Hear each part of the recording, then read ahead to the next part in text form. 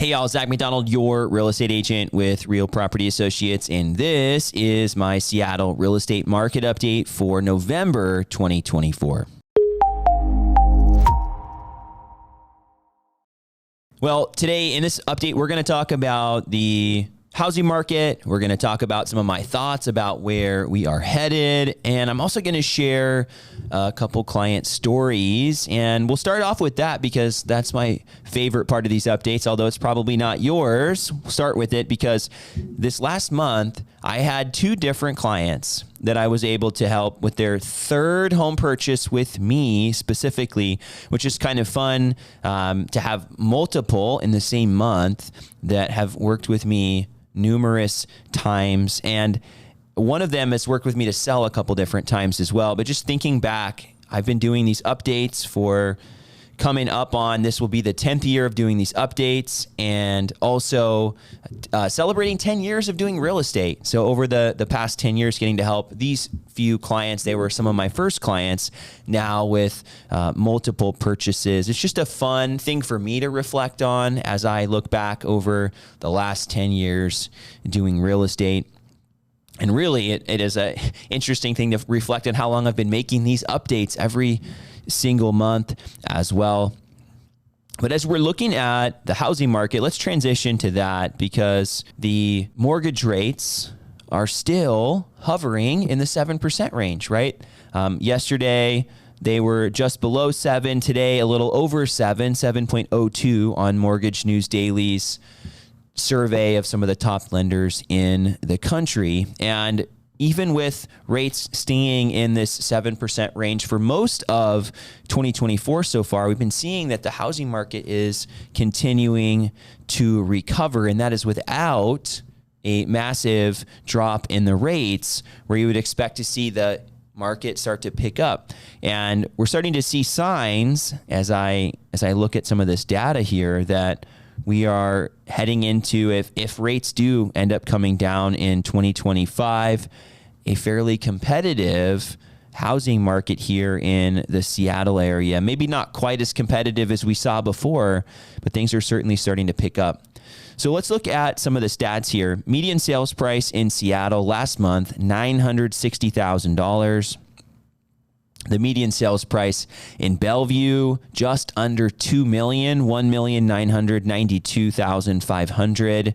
In Seattle, the median sales price was up 9.1%. In Bellevue, up 21.6% year over year. And it's somewhat shocking to look back at a 3-year snapshot here and to see how depressed the market really was in 2022 and how far it has recovered since 2022. So looking back at 2022, when the market was really in a free fall, coming out of the rates starting to go up. And mind you, rates were lower at that point than they are now. It was just the unknown, right, of what's going to happen. I think that was a big part of this. $910,000 in Seattle was the median sales price.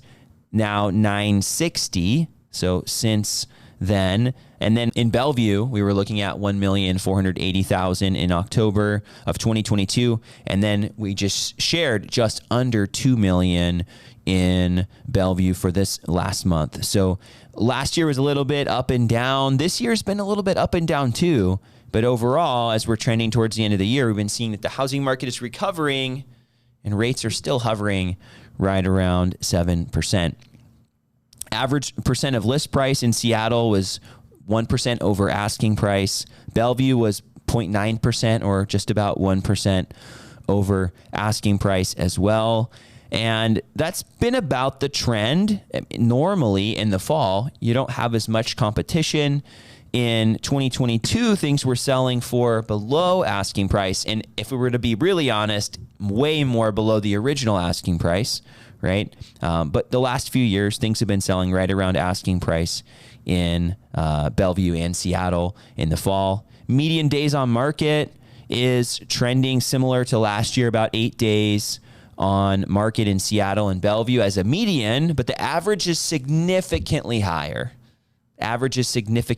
So there's still plenty of houses where maybe they're more unique or maybe the price points are higher, and it's taking a little longer for them to sell. Another reason maybe that average is so much higher is because some of those houses are priced high, right? But there's plenty of houses pulling this median down, right, to 8 days on market. And like I said, 24 days average for Seattle versus the median of 8, and 17 in Bellevue versus the median of 8. So not as dramatic in Bellevue. But the last few years, it's been about the same, with the median and the average being quite a bit different. A few years back, maybe 3-4 years ago, those numbers were actually fairly close, just because everything was selling quickly, right? Not just some properties. Now, as we're looking at new listing activity, this is something that we look at every single week in the Seattle housing market watches, where we're looking at King and Snohomish County data, and we're looking at what's coming on the market. I think it's very valuable to be paying attention to this because it helps inform the activity for sellers and also for the buyers. And a lot of that has to do with these local markets and the competition that they're facing. So Seattle, 769 new listings last month, 40.8% up year over year. That is a huge number. Last year was just real low in everything. It was low in new listings. It was low in sales activity. Last year was just a low year comparatively. And Bellevue, 10.4% up year over year, 106 new listings. But what was the case in both cities is just a slight drop off in the amount of new listings, which is normal. Typically, you're seeing September as the peak of the fall as far as new listings, and then it just starts to slowly drop off, and it gets more dramatic as we head towards the holidays and specifically December. Now, what's real fascinating is that the pending sales are remaining about the same in Seattle and Bellevue. In Seattle, up 40%, again, year over year in the pending sales. Bellevue up 19%, slightly up from last month. Seattle's was down a tiny bit, but mostly flat. In both cases, though, the amount of pending sales in Seattle and Bellevue is higher and considerably higher than last year, but higher than 2022 as well. And the result, right, is fewer houses available on the market. So we got the pending sales remaining about the same. The closed sales went up. This was significant, about 50% more closed sales in Seattle, not nearly as dramatic in Bellevue, actually, as we're looking at this number, barely up month over month. But Seattle was considerably up. Year over year, 31.8% up in Seattle, 4.4% in Bellevue, so not as dramatic. There's also a lot fewer houses in Bellevue, so these numbers don't get as exciting usually as the Seattle ones. There's more room for that to happen. But as we're looking at the homes for sale number, the total amount of inventory, this is what's real interesting, and that is that we're seeing the normal trends. We're seeing the normal trends, right? We're seeing fewer houses on the market in Seattle. We're seeing fewer houses on the market in Bellevue, and that's the trend we want to see. So looking at the total supply numbers, 2.7 months of supply in Seattle, now 2.4 this month. Last month, 1.7 months of supply in Bellevue, 1.4 months of supply in Bellevue this month. And we're seeing those numbers coming down. And if we're looking at a graph, and if we were to look at even just the last few years, we're seeing that these are near highs for the amount of supply in the Seattle housing market. And if we look at a larger graph, it's actually over the last 10 years, some of the most amount of inventory we've had available in our housing market. And that's why I find it fascinating to see some of the other information, and that is that the housing market is being resilient. Even with those higher supply numbers, we're seeing prices going up, right? You'd think when the inventory is higher that prices would be cratering, but in fact, they've been going up and nearing, not at yet, but nearing those all-time highs from a few years back. And we talked about this last month.